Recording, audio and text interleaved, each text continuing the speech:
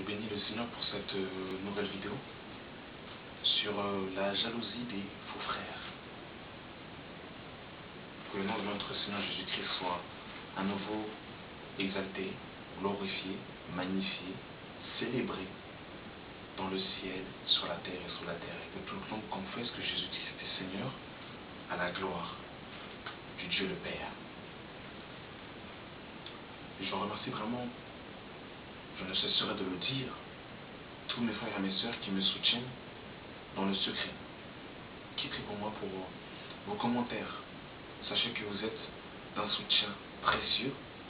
Continuez encore à prier pour moi, afin que je reste toujours dans l'humilité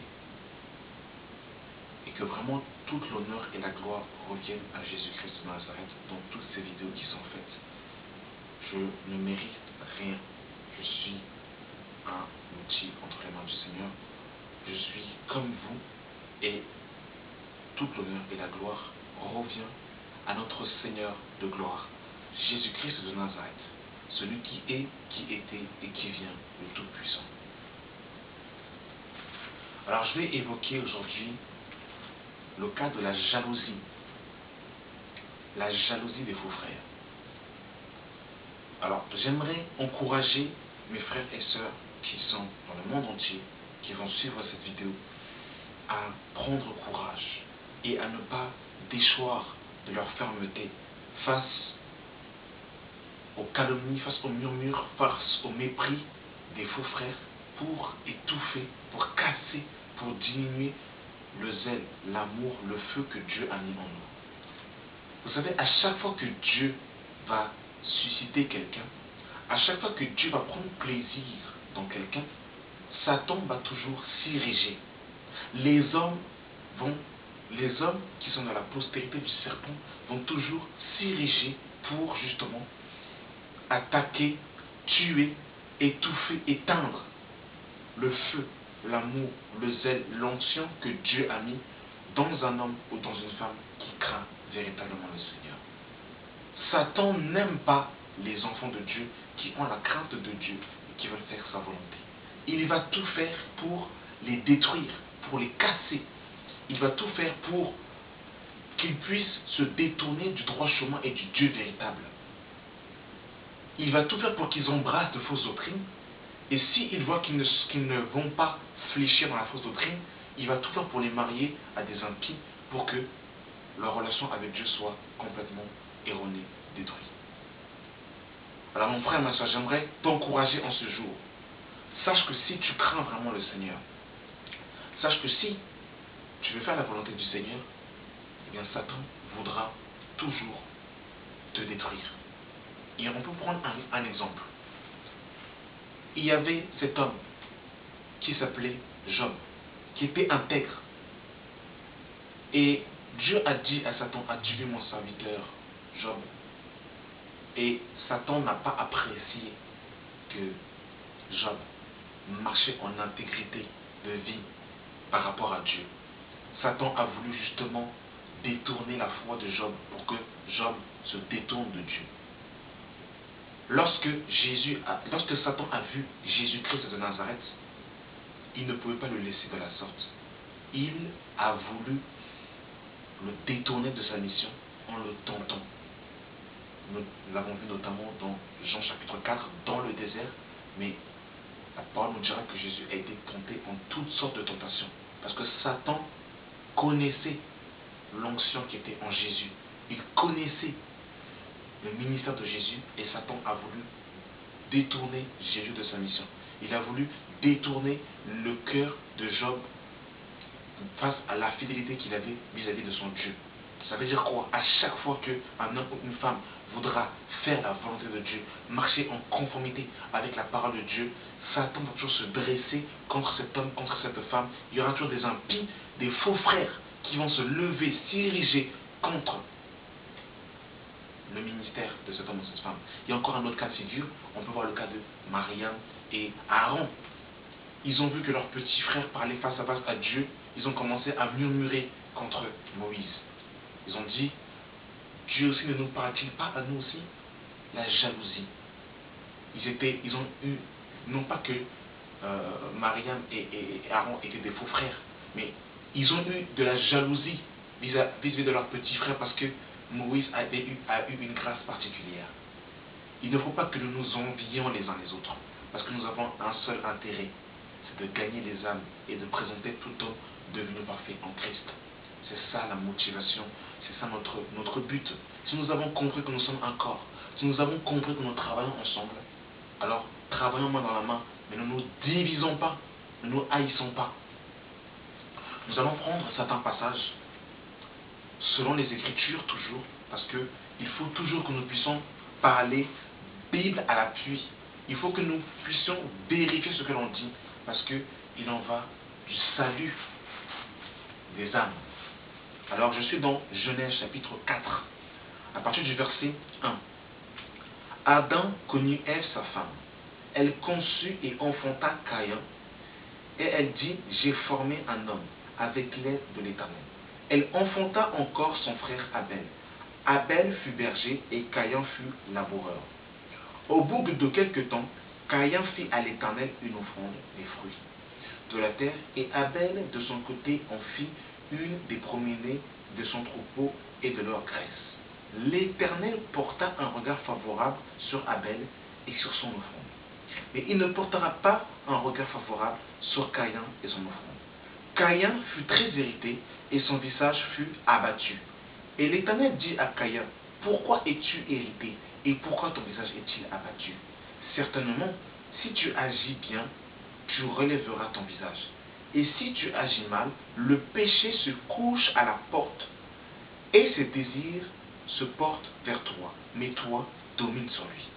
Cependant, Caïn adressa la parole à son frère Abel, mais comme il était dans les champs, Caïn se jeta sur son frère et le tua. Et depuis la nuit des temps, il n'y a rien de nouveau sous le soleil, et il en va de la même. À chaque fois que Dieu va porter son regard favorable sur un homme et sur une femme, il y aura toujours des Caïns qui vont se dresser contre les hommes qui auront l'approbation de Dieu, qui auront l'aval de Dieu, le tampon du Saint-Esprit, qui auront l'onction de Dieu, qui auront le message du temps. Il y aura toujours des Caïns qui vont se dresser pour tuer la grâce que Dieu a mis dans ce frère ou dans cette sœur, afin que ce dernier ne puisse pas entrer dans la mission dans laquelle Dieu lui a donné. Vous vous rendez compte? Voilà pourquoi, mon frère, ma sœur, ne t'en fais pas, n'aie crainte. Si Dieu est pour toi, qui sera contre toi? Mais il y a une chose qu'il faut que tu saches. Si Dieu a les yeux sur toi et si Dieu t'approuve, sache que Satan ne sera contre toi, et sache que les Caïns seront contre toi. Nous sommes dans Genèse, chapitre 37, à partir du verset 2. Voici la postérité de Jacob.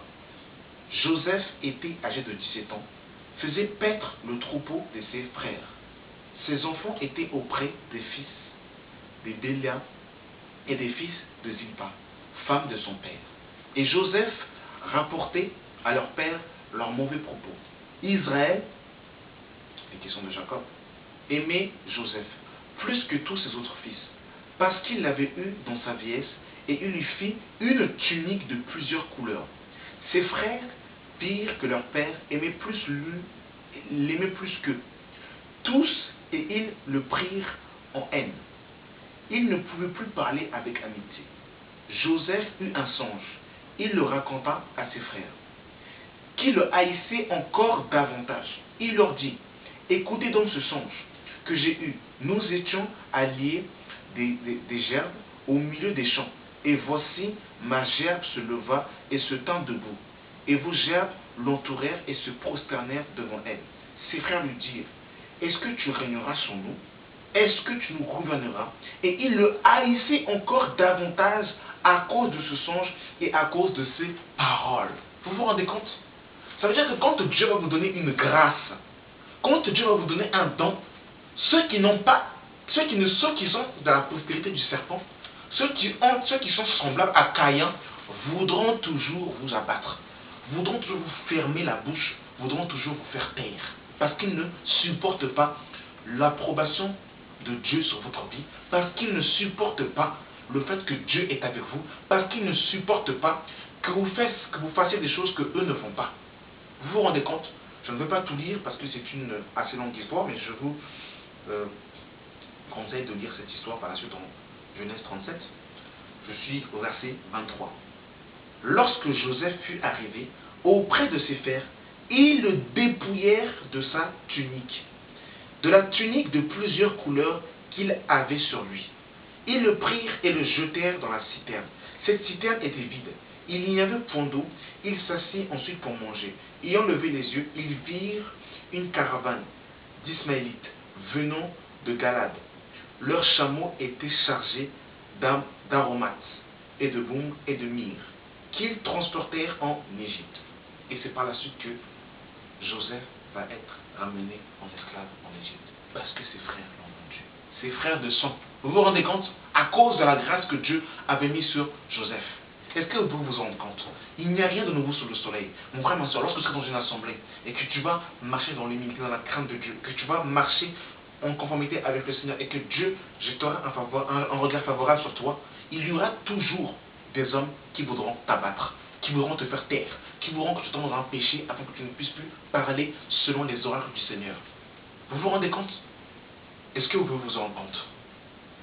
Ça a toujours été comme ça. Jésus-Christ, ce sont ses frères. Il est venu chez les siens et les siens ne l'ont pas reçu. Parce qu'ils n'ont pas supporté que lui qui n'avait rien pour attirer les regards, lui pouvait être le roi d'Israël. Ils ne l'ont pas accepté. Donc ils l'ont abattu, ils l'ont tué. Vous vous rendez compte? Regardez. Nous sommes dans Actes chapitre 17. Ô Seigneur, sauve-nous. C'est terrible. La jalousie, la haine, le mépris, le rejet des hommes. Acte 13 à partir du verset 45. Les Juifs, voyant la foule, furent remplis de jalousie. Je vais commencer à partir du verset 42 pour que nous puissions comprendre le contexte. Lorsqu'ils sortaient de la synagogue, les Juifs, les gentils, les prirent de parler le sabbat suivant sur les mêmes choses. Et à l'issue de l'assemblée, beaucoup de Juifs et de prosélytes purs suivirent Paul et Barnabas, qui s'entretenaient avec eux et les exhortèrent à rester attachés à la grâce de Dieu. Le sabbat suivant, presque toute la ville se rassembla pour entendre la parole de Dieu. Écoutez, verset 45. Les Juifs, voyant la foule, furent remplis de jalousie, et ils s'opposaient à ce que disait Paul, en le contredisant et en l'injuriant. Est-ce que vous vous rendez compte? Paul et Barnabas leur dirent, avec assurance, ils n'ont pas eu peur, avec assurance, c'est à vous premièrement que la parole de Dieu devait être annoncée. Mais puisque vous la repoussez et que vous vous jugez vous-même indigne de la vie éternelle, voici, nous tournons vers les païens. Car ainsi nous l'a ordonné le Seigneur, je t'ai établi pour être la lumière des nations, pour porter la lumière jusqu'aux extrémités de la terre.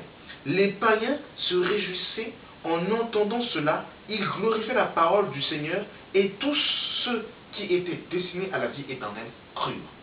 Voyez-vous, donc en fait, quand les Juifs ont vu qu'il y avait une grande foule qui écoutait le message de Paul et Barnabas, les Juifs ont eu de la jalousie, ils ont eu de la haine, et ils ont contredit Paul, ils l'ont injurié.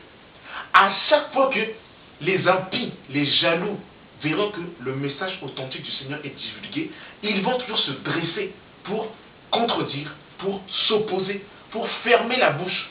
Vous vous rendez compte? La jalousie. Oh, c'est terrible. C'est terrible. Je termine par un dernier passage. Acte 17 à partir du verset 1. Paul et Silas passèrent par Amphilopine et Apollonie, et ils arrivèrent à Thessalonique, où les Juifs avaient une synagogue. Paul y entra selon sa coutume pendant 3 sabbats. Il discuta avec eux d'après les Écritures. Toujours la Torah à l'appui, important. Expliquant et établissant que le Christ devait souffrir et ressusciter des morts. Et Jésus, que je vous annonce, disait-il, c'est lui qui est le Christ. Quelques-uns d'entre eux furent persuadés et se joignirent à Paul et Silas, ainsi qu'une grande multitude de Grecs, craignant Dieu, et beaucoup de femmes de qualité. Verset 5. Mais les Juifs jaloux, pris avec eux quelques méchants hommes de la populace, provoquèrent des attroupements et répandirent l'agitation dans la ville. Est-ce que vous pouvez vous en rendre compte? Est-ce que vous pouvez vous en rendre compte? Il n'y a rien de nouveau sous le soleil. Il n'y a rien de nouveau. Et ça commençait même au ciel. Lorsque Lucifer était un chérubin protecteur aux ailes déployées et qu'il a commencé à convoiter la place du Seigneur, qu'il a commencé à jalouser le trône du Seigneur, qu'est-ce qu'il a fait? Il a créé l'agitation au ciel. Il a pris avec lui d'autres anges. Il a été précipité avec eux. Il n'y a rien de nouveau. Voyez-vous? Et à chaque fois que les gens sont jaloux, ils vont toujours ramener avec eux un agroupement pour créer une tumulte, une révolte. Vous vous rendez compte? Parce que les gens sont jaloux.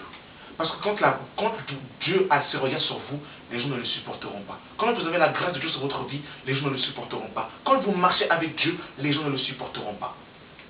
Et il en est de même. Les gens ne supportent pas que Jesse Kossé fasse des vidéos.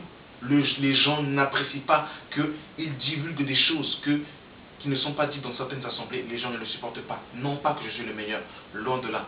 Mais les gens ne supportent pas que Jesse Kossé fasse des vidéos. Qui est-il celui-là? Mais pour qui se prend-il, ce jeune? C'est insolent, c'est impoli. Il faut lui fermer la bouche. Il faut qu'il tombe il faut qu'il se marie avec une philistine ou avec quelqu'un de crapaud comme ça. Elle va l'étouffer, va finir son ministère. Ou il faut qu'il tombe loin dans un péché comme ça. Il va s'éloigner de Dieu. Beaucoup veulent ma chute pour que je ne puisse plus parler. Mais tant que je marcherai dans les sentiers du Seigneur, tant que je marcherai en conformité avec la volonté de Dieu, personne ne pourra me faire taire. Et je dirai ce que Dieu me dira de dire. Alors voilà mes frères et sœurs, prenez courage. Prenez courage. Prenez courage mes frères et sœurs. Prenez courage. Prenez courage. J'allais terminer, mais je vais terminer par l'année passage. Dans Psaume 23. Prenez courage mes frères et sœurs. Ce sont des choses qui doivent arriver. Et c'est des choses qui arriveront. Il y aura toujours justement cette adversité entre le blé et l'ivraie, entre la lumière et les ténèbres. Psaume 23, à partir du verset 1. L'Éternel est mon berger, je ne manquerai de rien.